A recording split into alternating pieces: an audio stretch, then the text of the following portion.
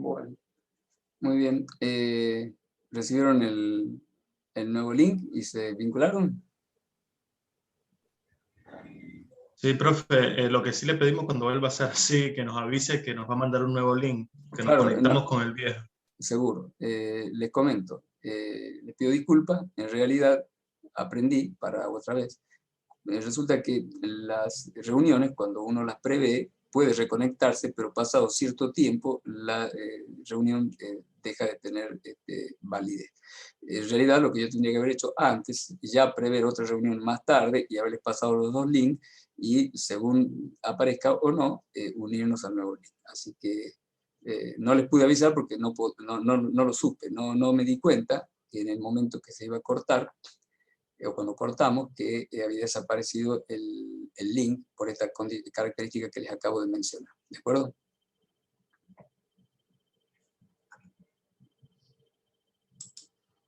Bueno.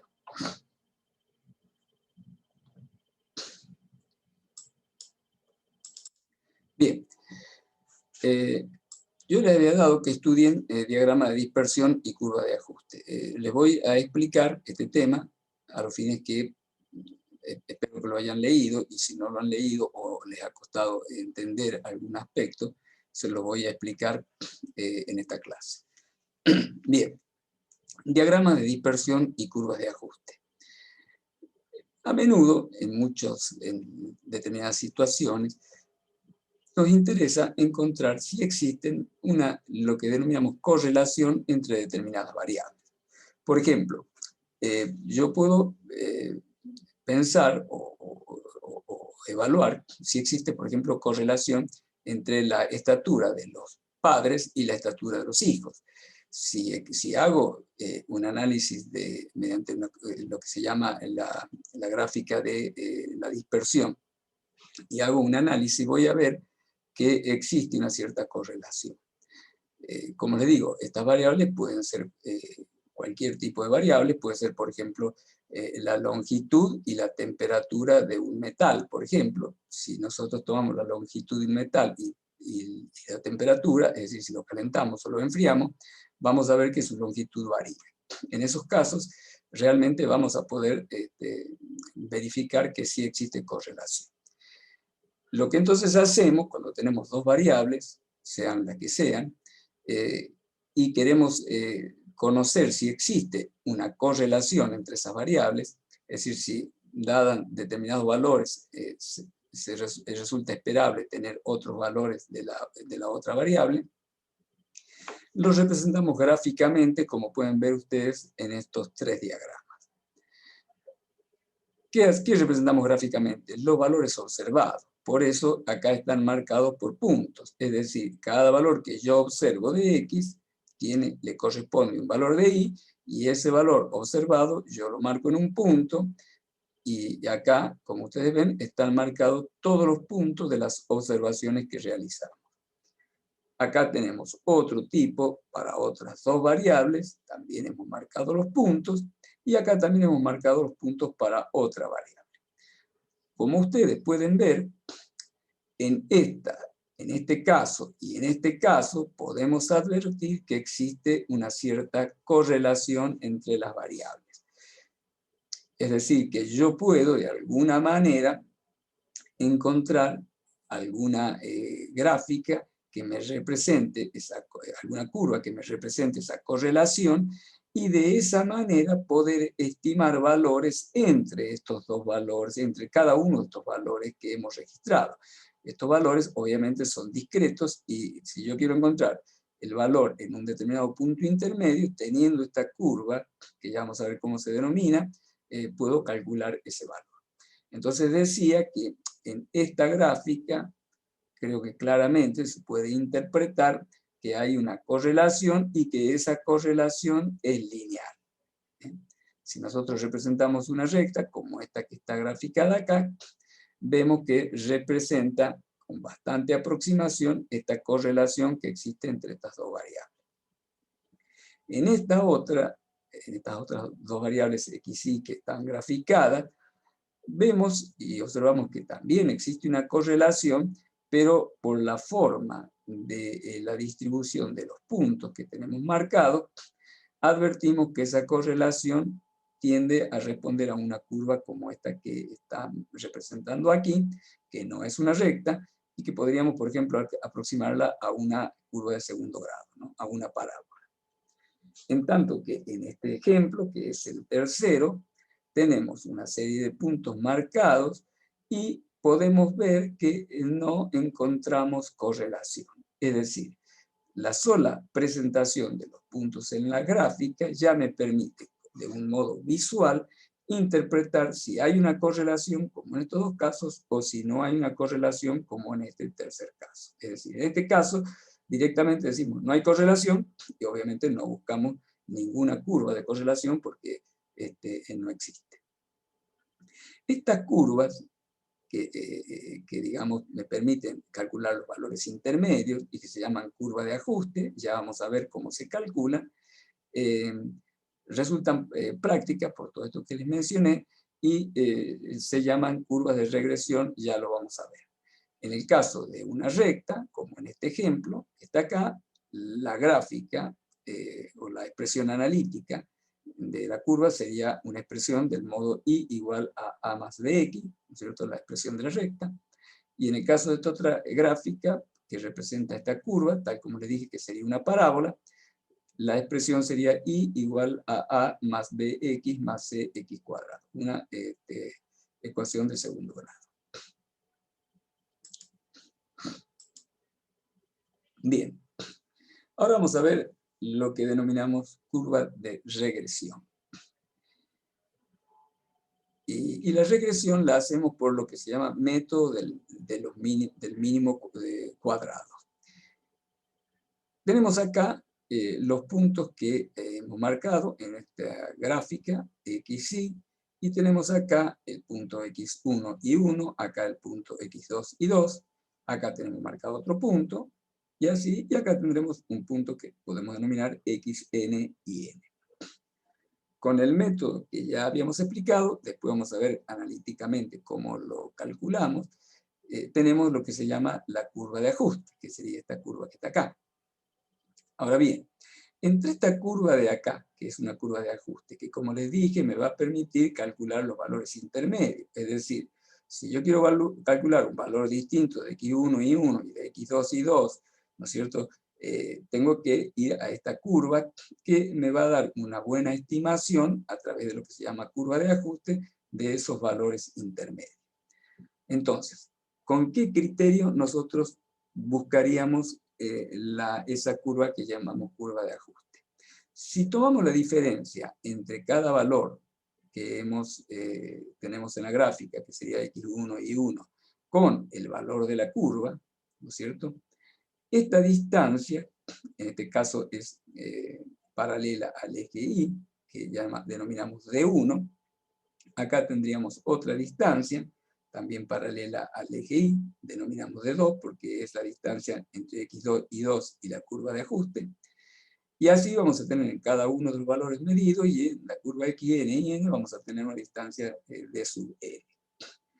Si nosotros acá, tal como habíamos visto en la dispersión, recuerden que en el caso de la dispersión, para conocer la dispersión, dado que podía ser negativo o positivo los valores, recurríamos al método de elevarlos al cuadrado.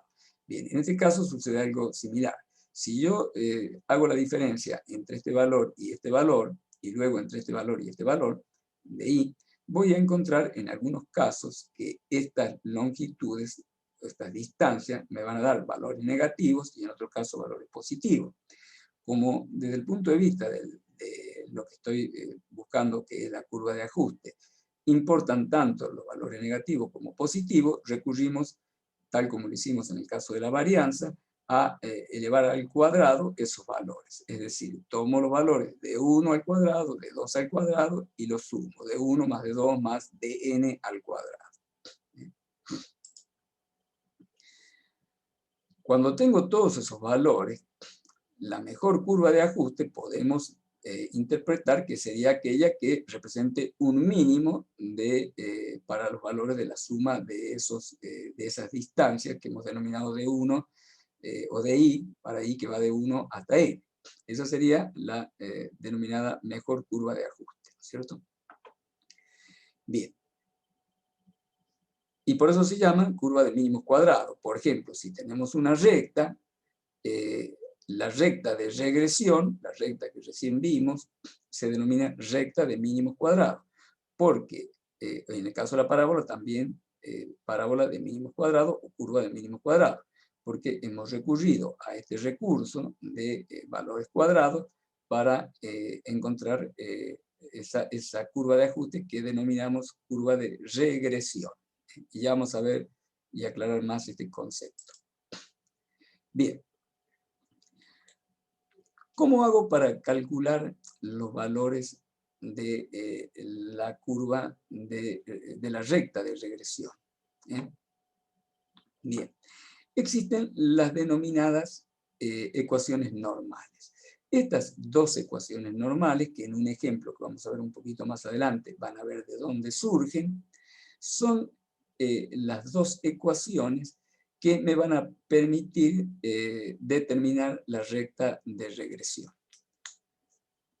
Estas dos ecuaciones, ¿no es cierto?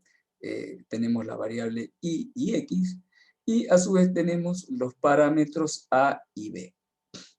Lo que nosotros hacemos en de esta ecuación, ¿no es cierto?, de estas dos ecuaciones, que como les dije, se llaman las ecuaciones normales para la recta de mínimos cuadrados, es despejamos el valor de A, que acá lo pueden ver, despejamos y calculamos el valor de B, de acá a acá se hizo también una operación de un proceso que ustedes lo pueden interpretar perfectamente, y finalmente, teniendo los valores de A y de B, tenemos la posibilidad de expresar la recta de regresión, ¿no es cierto?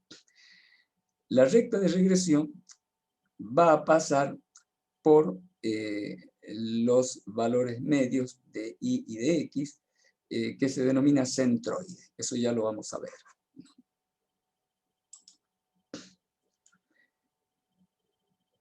Similar al ejemplo que acabamos de ver, en donde tenemos esas dos ecuaciones, para el caso de la parábola de mínimos cuadrados, tenemos tres ecuaciones que llamamos las ecuaciones normales. Obteniendo los valores de A y B y C de estas tres ecuaciones, porque tenemos tres incógnitas, que serían los parámetros A, B y C, podemos encontrar entonces la expresión de la parábola, que sería I igual a más bx más cx cuadrado, que constituya la parábola de regresión o curva de ajuste para los valores que hemos medido. Regresión múltiple. Recién vimos el ejemplo de una recta en donde la recta que habíamos visto que se denomina recta de regresión es la recta que mejor representa digamos, los valores intermedios para todos los valores, distintos incluso de aquellos que hemos observado. Hay casos en que en vez de tener dos variables podemos tener más. Por ejemplo, en este caso tengo las variables x e y, y tenemos una variable z que es dependiente de esas dos variables independientes, ¿no es cierto? En este caso, podemos hacer algo similar a el caso anterior, y esto se denomina ecuación de regresión de z sobre las dos variables x e y. Antes, las ecuaciones y igual a f de x, que constituían una recta, se denominaban rectas de regresión de y, la variable dependiente, sobre la variable dependiente, sobre x, y en este caso denominamos la ecuación de regresión de z sobre las variables independientes x e y. En realidad, en este caso, estamos trabajando sobre un plano, ¿no es cierto? Porque en definitiva sería un plano de regresión, en vez de ser una recta de regresión. recta de mínimos cuadrados. Si nosotros tenemos una recta que pasa por dos puntos, por x1 y 1 y por x2 y 2, la expresión es esta que está aquí. y1, y menos y1 igual a y2 menos y1 sobre x2 menos x1 por x menos x1. Esto está explicado acá, este es uno de los ejemplos que yo les dije que estudiaran. Yo puedo expresar y1 como a más bx1, y2 lo puedo expresar como a más bx2. Luego, por lo tanto, y menos y1 es igual a a más bx1, que es esto que está acá, menos a más bx1, perdón, y sería a más bx, perdón, menos y1 que sería a más bx1. Si esto lo simplifico, me queda igual a b por x menos x1. De acá, ¿no es cierto?, obtenemos b, despejándolo, ¿no es cierto? Acá hacemos esta otra expresión, y2 menos y1, perdón, ahí tengo igual a más bx2, que sería la representación de y2, menos a más bx1, que sería la representación de y1, y eso se simplifica y queda en b igual a x2 menos x1. De acá sacamos que b es igual a y2 menos y1 sobre x2 menos x1, ¿no es cierto? Y sustituyendo en la expresión, terminamos encontrando esta expresión que está acá. Construcción de la recta de mínimos cuadrados. Si nosotros tenemos valores observados, que son estos que están marcados acá con puntos, les había mencionado que a través de la recta de mínimos cuadrados nosotros podemos encontrar la recta de regresión que habíamos dicho que era la mejor curva de ajuste. También lo podemos hacer a eso de una manera gráfica, digamos, aproximada, observando el gráfico y trazando la recta que, digamos, a nuestra mejor apreciación, sea una buena aproximación. Esto no es un método matemático, como el caso que vimos, ¿no es cierto? Pero es bastante útil, y si nosotros tenemos una distribución de valores como estos que están acá, perdón, podemos observar que esta recta que graficamos es una buena recta de representación de esos valores, es decir, es una buena recta de regresión. Una vez que tenemos la recta graficada, perdón, nuevamente, disculpen.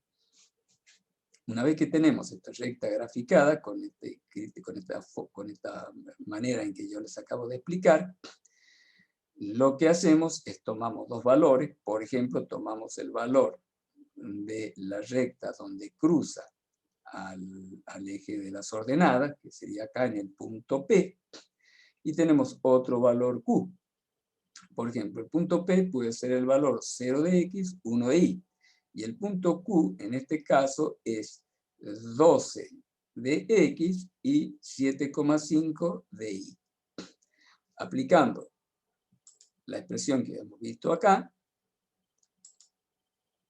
tenemos que Y menos 1, porque Y1 es, habíamos dicho 1, es igual a 7,5, que sería Y2, que sería este valor que está acá, menos y1, que es 1, sobre x2, que es 12, menos x1, que es 0, multiplicado por x menos x1, que es 0. Entonces queda una expresión como esta que está acá. Y de esta expresión nosotros tenemos entonces la expresión de la recta, que finalmente está acá puesta como y igual a 1 más 0,542 de x. Es decir, en este caso, lo que hicimos es, obtuvimos la recta de regresión de una manera aproximada mediante la interpretación en el dibujo de qué tipo de comportamiento tiene. Sabemos que es una recta y hicimos de un modo así aproximado, trazamos la recta que entendemos tiene, o mejor aproxima, o es una buena aproximación. Luego de haber trazado esa recta, definimos dos valores, que serían los puntos de corte, por ejemplo, del eje Y, y otro valor cualquiera, y en base a eso terminamos calculando la recta de regresión, que en este caso, como digo, no es una recta de mínimos cuadrados, sino es una recta que surge de este proceso de aproximación que les expliqué. Bien. Ahora vemos la derivación de las ecuaciones normales. Si yo tengo un determinado valor acá, por ejemplo, x1 y 1, voy a tener de ese punto a la recta de regresión una distancia que es de 1. En el valor x2 y 2 voy a tener una distancia de 2. Es decir, recuerden lo que les dije, que la recta de regresión no pasa por cada uno de los puntos, sino es una recta que está hecha con el criterio de minimizar la suma de los cuadrados. Por eso se llama recta de regresión de mínimos cuadrados, ¿no? Bien. Yo tengo a más bx1, a más bx2, cada uno de los valores que están acá.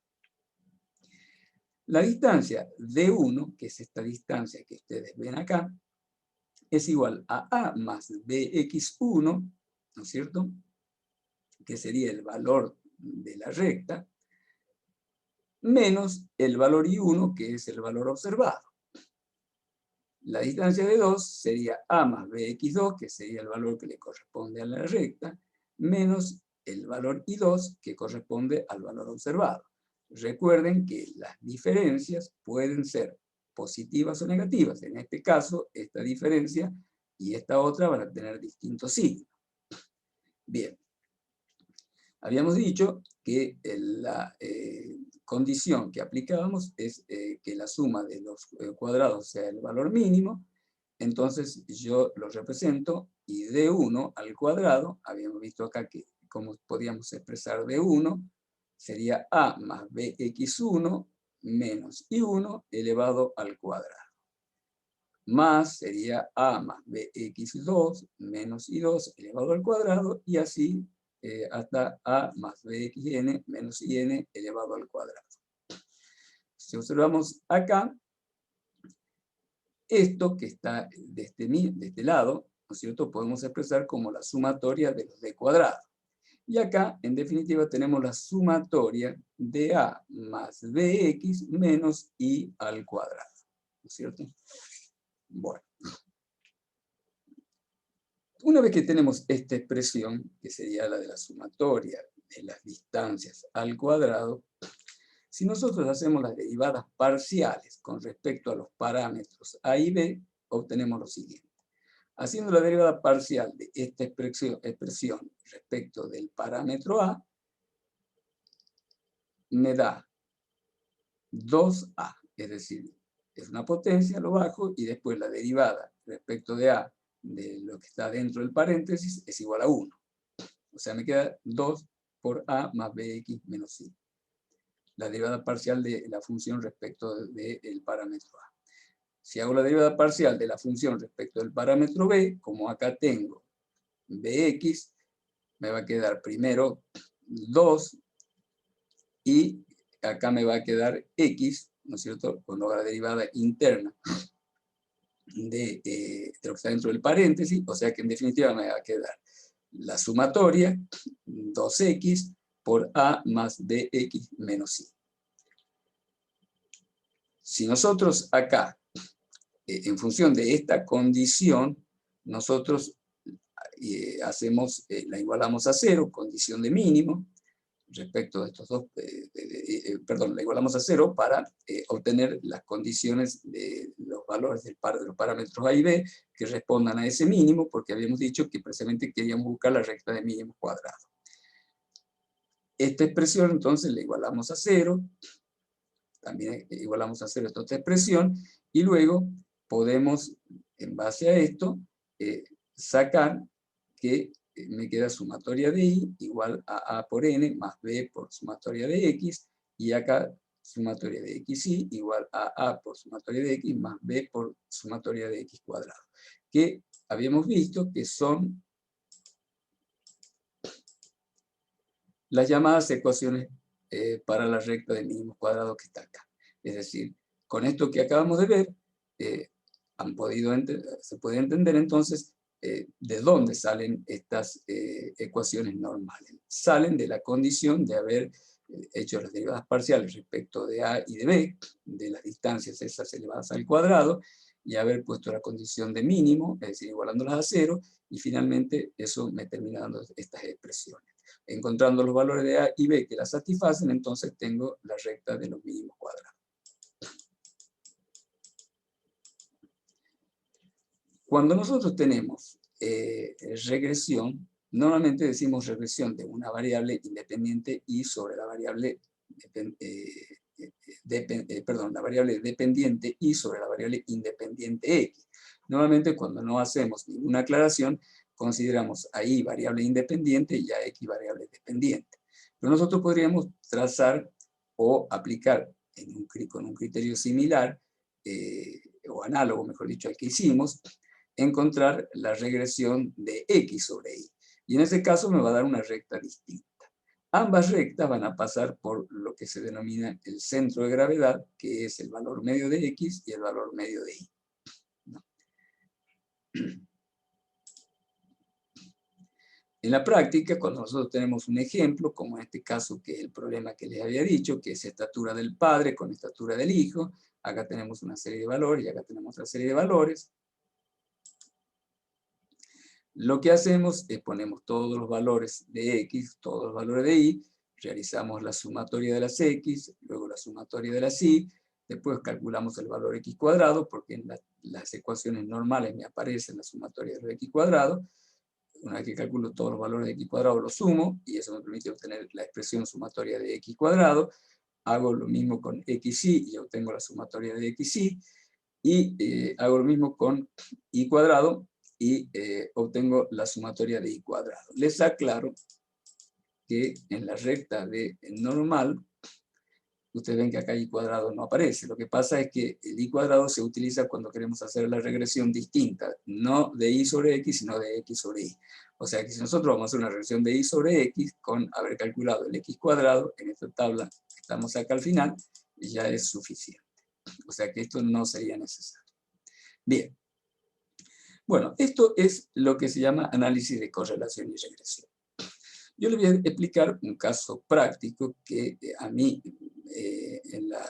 en ingeniería aplicada pude realizar. Creo que les va a dar una idea de lo que realmente es la utilidad del análisis de correlación.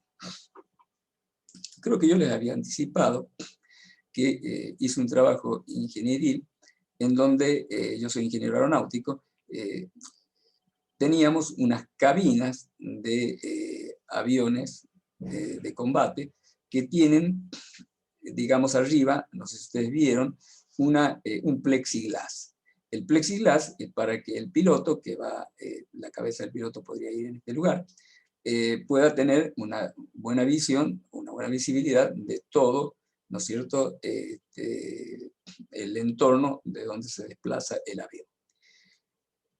Cuando hay situaciones especiales en donde el avión está en una condición crítica, por ejemplo, cuando ha sido averiado, ¿no es cierto?, el piloto tiene un recurso de última instancia, que es lo que se llama la eyección.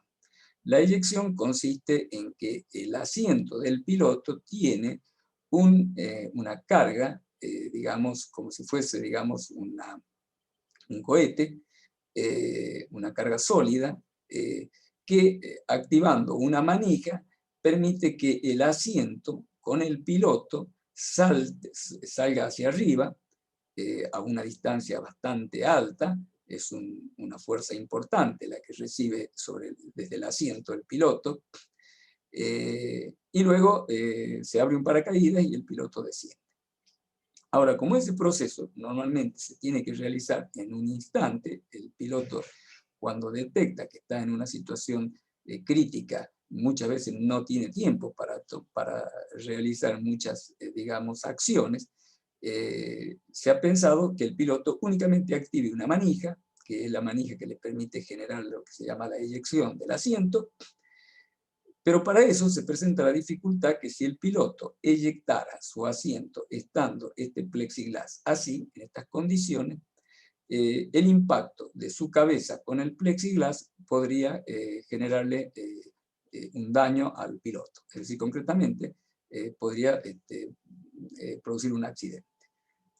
Estamos quedando sin tiempo, si se termina nos volvemos a conectar.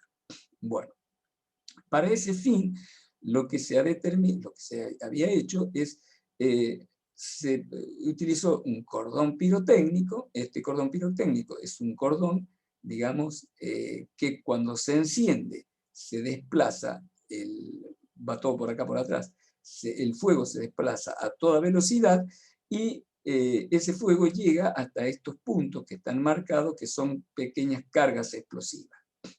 Esas cargas explosivas, que con este accionamiento del cordón pirotécnico explotan casi en forma simultánea, la velocidad con la que se desplaza el fuego por este cordón pirotécnico es enorme, casi para nosotros parecería ser algo instantáneo.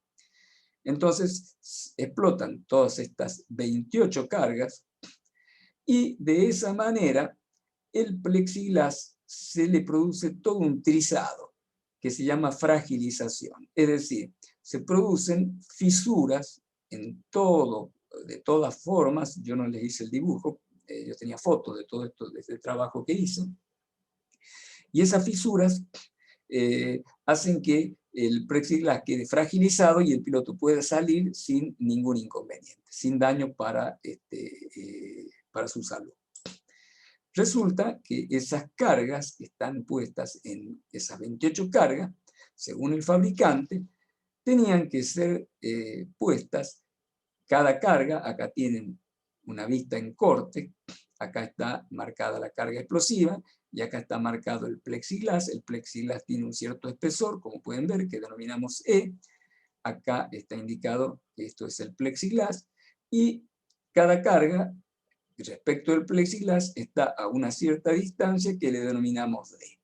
Según el fabricante, para cambiar el cordón de fragilización y ubicar unas nuevas cargas, les comento que cada tantos años, cada 7 años, había que cambiar el cordón de fragilización porque tiene una cierta vida, y ese cambio de ese cordón de fragilización nos decían que no lo podíamos realizar nosotros porque en la ubicación de las cargas explosivas estas se tenía que realizar con una correlación en relación al espesor en el lugar que era muy precisa y cuyo conocimiento estaba fuera del alcance de nuestras capacidades y que por lo tanto no nos lo permitían hacer al reemplazo de ese cordón pirotécnico. Esto suponía un gran costo porque había que exportar las cabinas para que esto se hiciera en otro país y todo eso suponía un costo muy importante. Lo que hice en el caso del trabajo es tomé 13 cabinas que había e hice las mediciones de cada una de las distancias de las cargas, ¿no es cierto?, y del espesor en cada lugar. E hice a partir de eso un análisis de correlación.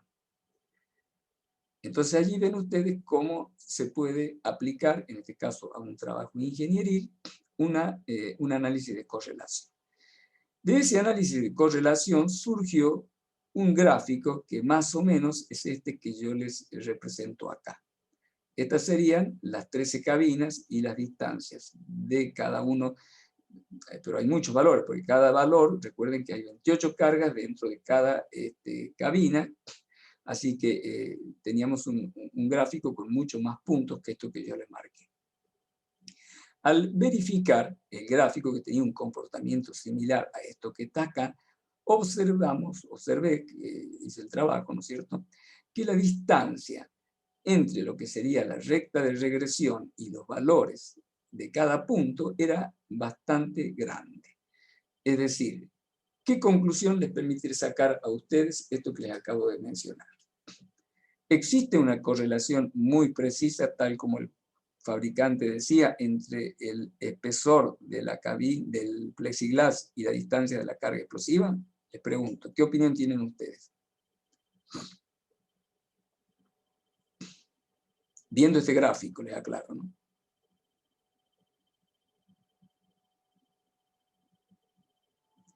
¿Me están escuchando? Sí, ¿no? Sí, no repite, profe. Le pregunto, les dije que, según el fabricante, había una gran precisión, es decir, una correlación muy precisa entre cada una de las distancias de la carga, que habíamos dicho, que es esta distancia de la carga, a cada punto del plexiglas, y esa relación tenía, esa correlación era entre esta distancia, que denomino D, y el espesor del plexiglas, que denominamos E. Esa correlación, que según el fabricante era muy precisa, al realizar un gráfico con 13 cabinas que teníamos, en donde tomamos las distancias, nos aparece una distribución que cualitativamente, acá no hay valores, pero les digo, tenía más o menos un comportamiento de este tipo.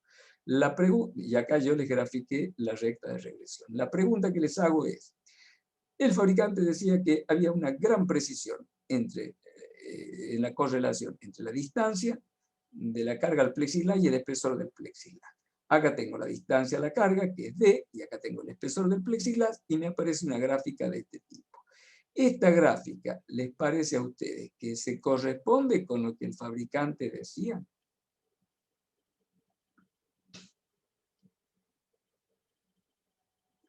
Anímense, ¿eh? Creo que sí. Bien. Bueno. Creo que sí porque es positiva, o sea, es una recta positiva. Y si él dice que... Está bien, su respuesta está bien. Yo le voy a hacer una aclaración que, por supuesto, estaba fuera de su alcance la interpretación, pero su respuesta la considero buena porque usted me dice que evidentemente hay una correlación, y la correlación existe. Y de hecho yo les marqué la recta de regresión. Pero lo que observé en esta recta es que el nivel de dispersión era muy alto. Es decir, dado este nivel de dispersión alto, si bien existía una correlación, y que queda marcada por esta recta, no podía sacarse la conclusión, tal como decía el fabricante, que había una precisión muy grande en la correlación que tenía que existir entre la distancia de la carga al plexiglas y el espesor del plexiglas. Es decir, conclusión y en síntesis de este trabajo, yo saqué la conclusión que existía una correlación, sin duda, ¿no es cierto?, pero que esa correlación no era tan precisa como la decía el fabricante. Y por lo tanto, en mi primera interpretación dije, acá lo que nos están diciendo, que es que nosotros no estamos en condiciones de realizar la reubicación del cordón pirotécnico, tarea que era muy costosa, exportándola a la cabina para que se hiciera afuera, etc. En realidad, digamos, era algo que no era válido, y como primera hipótesis saqué de esto, que sería un estudio de exploración, saqué la hipótesis que la correlación no es precisa. Es decir, concretamente, mi interpretación es que esa correlación tan precisa como la decía el fabricante no existe. Luego de esto, hice un experimento colocando en una cabina que estaba inutilizada, la cabina tenía una cierta vida, y utilizando también un cordón inutilizado, que había tenido ya más de 7 años, o sea, utilizando material de descarte, monté, digamos, dentro de la cabina, el cordón pirotécnico a distancias muy diferentes de los valores medios que deberían surgir en función de esto. Lo hice, como tenía 28 elementos para comprobar, tomando en algunos casos el valor que correspondía según esta recta de correlación, y en otros casos tomando valores extremos. Tomé el sigma de la dispersión esta, y en algunos casos llegué a irme hasta 2 sigma en un sentido y en el otro. Es decir, en algunos casos directamente llevaba a que la carga estuviera en contacto con el plexiglas, y en el otro extremo a que estuviera a una distancia hasta casi 2 sigma, 2 desvíos típicos del punto ideal, que sería el que surgiría de la recta de correlación. Bueno, hice el experimento, hicimos en un centro, por supuesto, con todo el cuidado, porque hay que realizar una explosión en una sala de ensayos y demás. Hicimos la explosión y vimos que, habiéndola colocado a esas distancias tan grandes, fragilizó perfecto la cabina, con lo cual sacamos la conclusión que la correlación esa no era tal. Y bueno, a su vez, hice un análisis de test de hipótesis que ustedes todavía